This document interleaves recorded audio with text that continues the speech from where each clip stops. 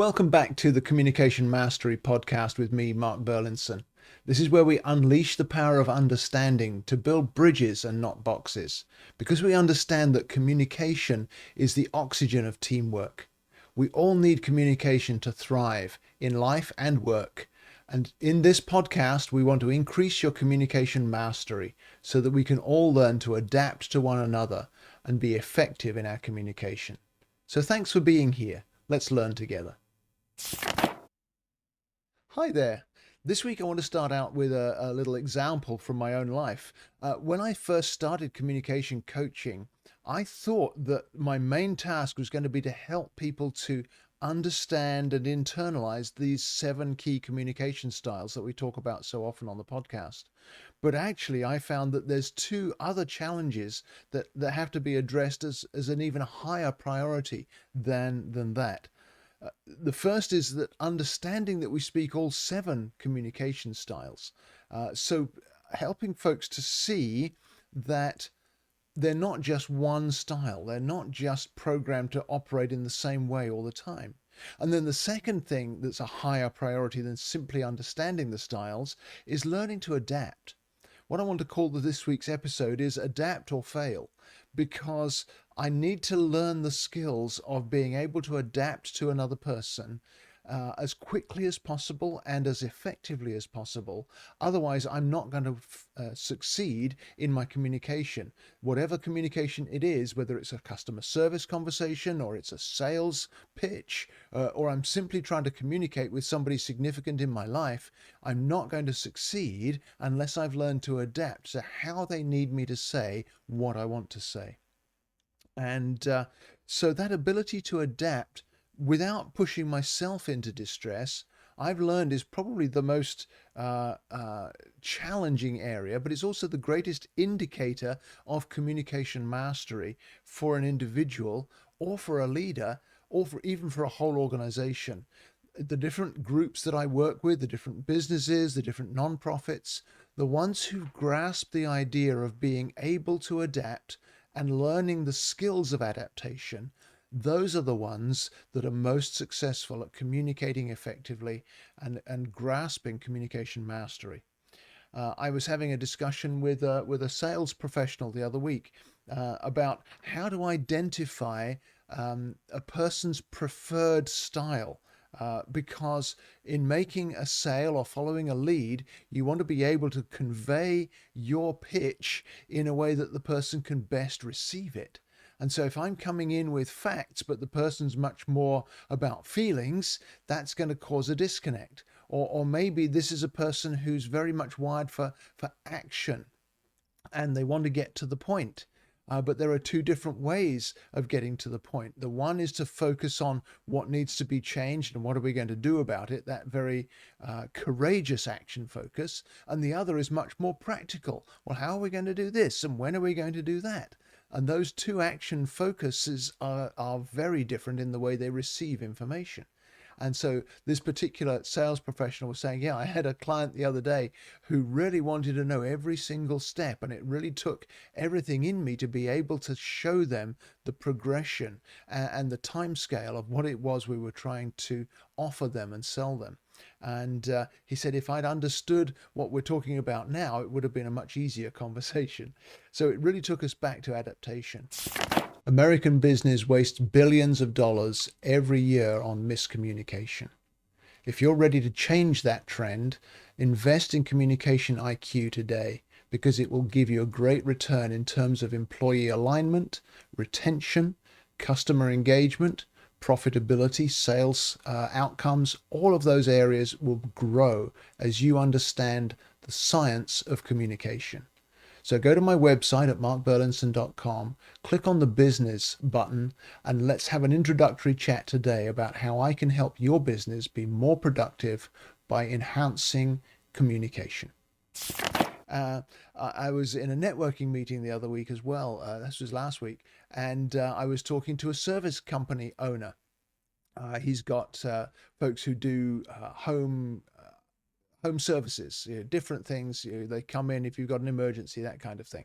And he said the challenge he has is training his workers who are very skilled at what they do, training them to be able to adapt to the different clients they encounter as they come through the front door. They've got their procedures like put the little booties on or wipe your feet or those kinds of things that are built into their training, but that doesn't necessarily help their service teams, their service staff, to be able to adapt to the need of the client in a way that leaves the client feeling 100% satisfied.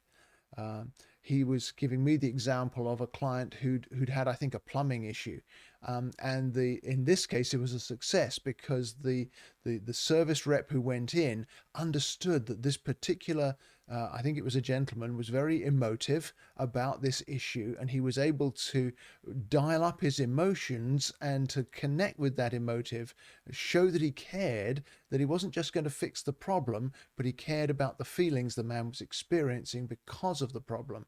And the client gave them a 5-star review. And so these kinds of adaptations are really important for us to be successful in our communication. Every great marriage is built on connection. Can you imagine what it would be like if you had a marriage where every conversation brings you closer together rather than further apart? A marriage where what you say is actually understood and not misrepresented. It is possible to have a marriage like that. And if you'd like that, I invite you to go to my website and click on Communication IQ for Couples. Let's make a start today on your marriage embracing communication mastery. And recently I've been training several groups on a scientific approach to team meetings and trainings and bigger gatherings so that you ensure that as many people as possible can receive the message you're communicating, or they can contribute to the discussion that you're having without feeling left out or disregarded. And so this process requires an engagement with each of the 7 communication styles in turn, so that you don't leave anybody out, that everybody's preferred communication style gets included, but in an order that doesn't inadvertently exclude some before you get to them. And I think this skill is going to become increasingly important in the 21st century, because social media is diminishing our ability to communicate effectively. It's all about just broadcasting what I'm doing and hoping that you'll pick up on it. There isn't the two-way street of effective communication. And then, of course, AI is coming into the picture in such a strong way. And then you get this kind of computer generated best case scenario that actually turns everything into what the language model thinks is best, rather than what's best for the person or the situation or the individual. And so these skills of learning to adapt and learning to include every communication style are really becoming vital. Let me give you a brief outline of how it works. We don't have time to look at the whole of it, but basically you start with the emotive styles because you want to connect on a personal level with your audience, whether it's an audience of half a dozen in a team meeting or an audience of hundreds in a big conference.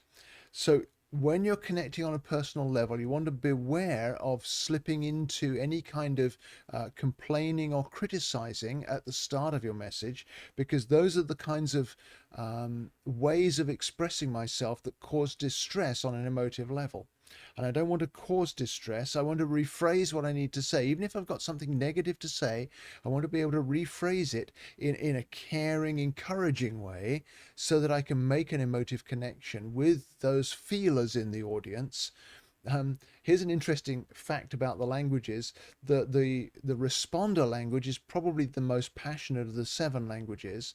And when the responder language is on board, it'll be the most committed to whatever message is being received because it cares about that message. But if the responder language feels excluded, it's very resistant to change of the status quo, and therefore will be the biggest obstacle to achieving what I want to achieve in a message. So starting with the emotive styles can be very valuable, particularly because there's a good probably 50% of the population would prefer the emotive style as their starting point. Doesn't mean they stay there, but that's the starting point. And when we acknowledge that starting point, then we're bringing people with us to the next stage, which is then to move into a more professional, more cognitive style, and begin to discuss maybe strategy or resource management, or maybe the in-depth insights that come from a deeper reflection. All of those more cognitive, brain-based approaches really help us then to dig deeper into whatever topic we're discussing or into the message that we want to convey. Again, depending on the message, you may want to focus on strategy and use the shaper language to do that. We want to get from here to there, and these are the steps we want to take. Or maybe it's more to do with making the most of what we have, and so it's a question of drawing out the resources that may be hidden in plain sight. Or in some cases, it's a question of digging deep and finding an insight that hasn't been found before with the contemplator language, so that there's a key to the progress we want to make or the change we're going to bring in, that others can understand on a deeper level. And then, having done that professional cognitive approach, then we move into the practical steps that we take as we move into action, and then finishing with the courage and the discernment to face obstacles, or to overcome challenges so that we get to where we want to go. And that would be the doer language with the practical steps, and then the mover language with the courage. So every language gets included, but in an order that doesn't leave anybody out. And this is so vital for us to be able to be effective in our communication. So if that process would be helpful to you in reducing misunderstandings with your team, why don't you go to my website, click on the schedule a 15-minute free call, and let's talk about this. Let's discuss it. I can help your team to connect and adapt and then thrive. And I'd love to see more of this kind of process of adapting to one another rather than failing and miscommunicating. It's what I exist for. So give me a chance to help you. Let me know what needs you have. You can use the text me a response link in the show notes to tell me what situations are you facing. Maybe we'll raise them in a future episode, or maybe we'll schedule a call to talk about it and see if I can help you overcome whatever challenge it is you face in adapting to the needs of others, so our communication mastery grows and our businesses thrive. We'll see you again next week. Thank you so much for listening to today's episode.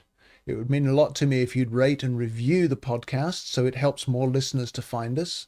But also, would you give me your feedback on things you'd like to hear about in future episodes? And remember to share the episode with a friend if you see something that would benefit them as well.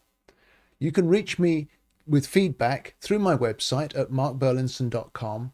Just click on the contact button and send me a message. I respond to everyone personally, and I really want to hear from you. So thank you again for listening, sharing, reviewing, and giving me your feedback.